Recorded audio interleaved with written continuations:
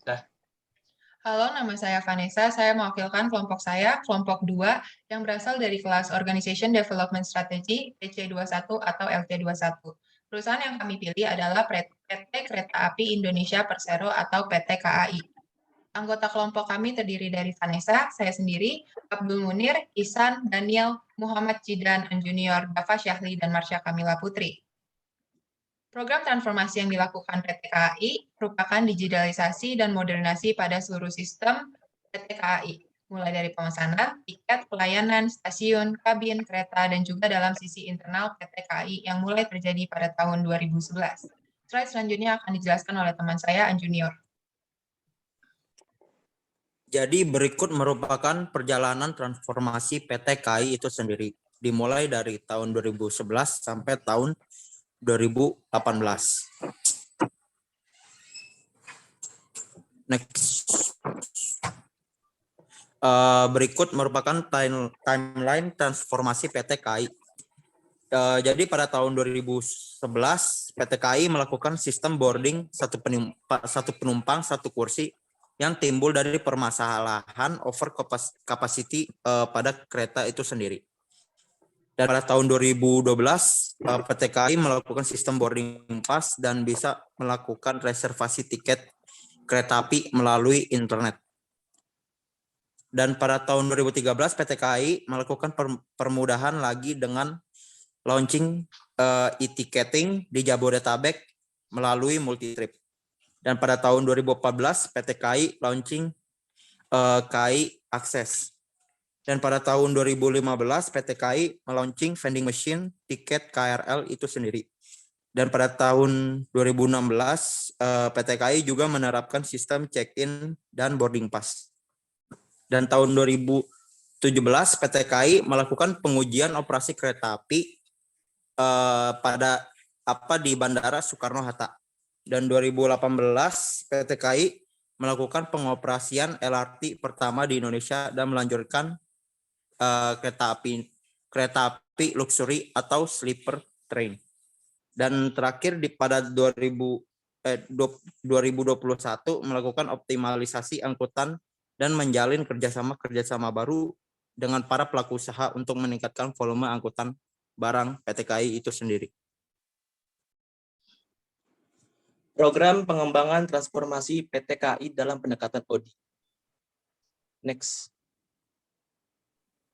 Pace of Lane Change. 1. Pengembangan kebutuhan akan perubahan atau Development of Need for Change, Lewin Unfreezing.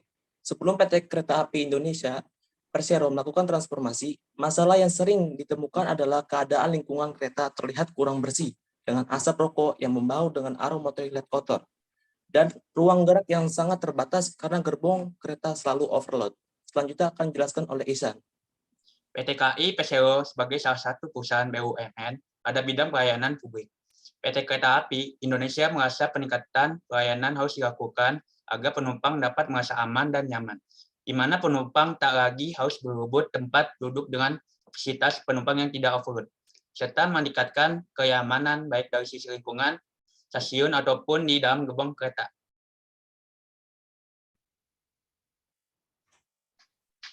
Johan merupakan Direktur Utama PT Kereta Api Indonesia Persero.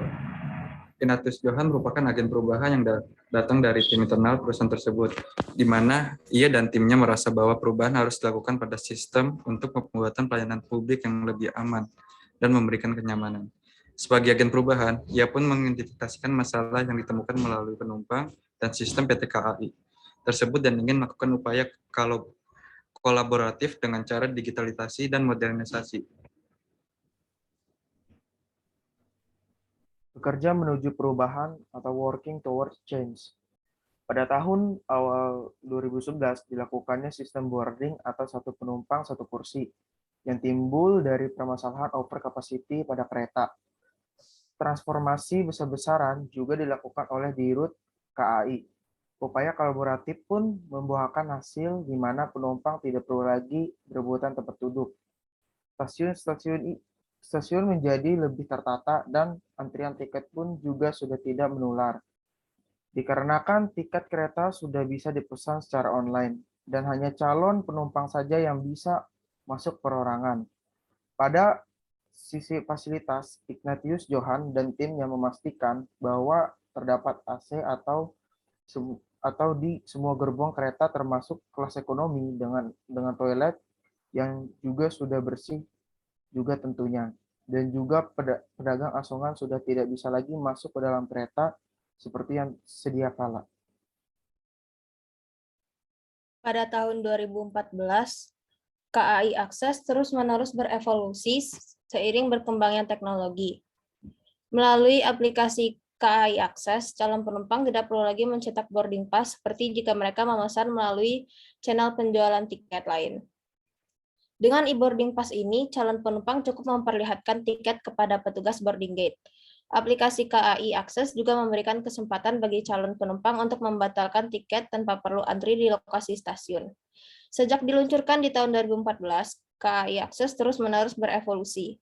Fiturnya pun semakin lengkap dan memudahkan pelanggan KAI.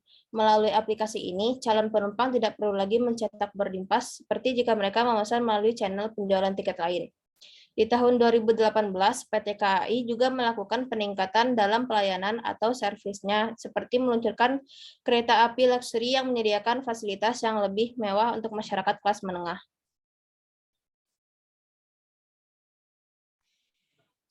4. Generalisasi dan stabilisasi perubahan. Ignatius Jonan selaku Direktur PT KAI melakukan pembenahan di sisi internal perusahaan, mengubah sisi internal PT KAI yang produk oriented menjadi service oriented. Service oriented memiliki arti bahwa PT KAI mengutamakan memberikan pelayanan memuaskan kepada pelanggan. Tahap ini diawali dengan pembenahan sumber daya pada mental dan semangat melayani dari karyawannya, di mana sebelumnya mental dan semangat dari karyawan dapat melayani pelanggan hampir tidak ada karena mereka hanya mementingkan kepentingan diri sendiri dibandingkan mementingkan kepentingan perusahaan dan pelanggan. Untuk dapat menunjang usaha kolaboratif yang sudah terjadi PT KAI, mengubah sisi internal PT KAI menjadi service oriented. Direktur PT KAI juga membenahi manajemen sumber daya manusia. Jonan mengubah pola rekrutmen di mana dalam merekrut karyawan baru dilakukan secara transparan dan harus mengikuti prosedur seleksi yang diterapkan. Pada tahap 5, mencapai hubungan terminal. Walaupun perubahan besar sudah dilakukan oleh PT Kereta Api Persero, ia terus melakukan banyak inovasi yang kita bisa lihat dari peluncuran rel klinik yang dilengkapi dengan perpustakaan dan juga hunian untuk masyarakat berpenghasilan rendah yang dekat dengan stasiun. Fungsinya juga untuk mengurangi pengeluaran mereka untuk transportasi. Terobosan-terobosan yang dilakukan oleh PT KAI membawa perusahaan pada pertumbuhan penumpang maupun angkutan barang yang positif. Tentunya keduanya berdampak pada laba yang diraup oleh perusahaan. Inovasi yang terus dilakukan oleh PT KAI membuktikan bahwa perubahan yang dibawa oleh agen perubahan dan timnya menjadi hal yang berkelanjutan, di mana ia sudah berhasil mengubah kultur perusahaan menjadi kultur perusahaan yang inovatif dan brand image dari perusahaan tersebut. Sekian presentasi dari kelompok kami. Selamat sore.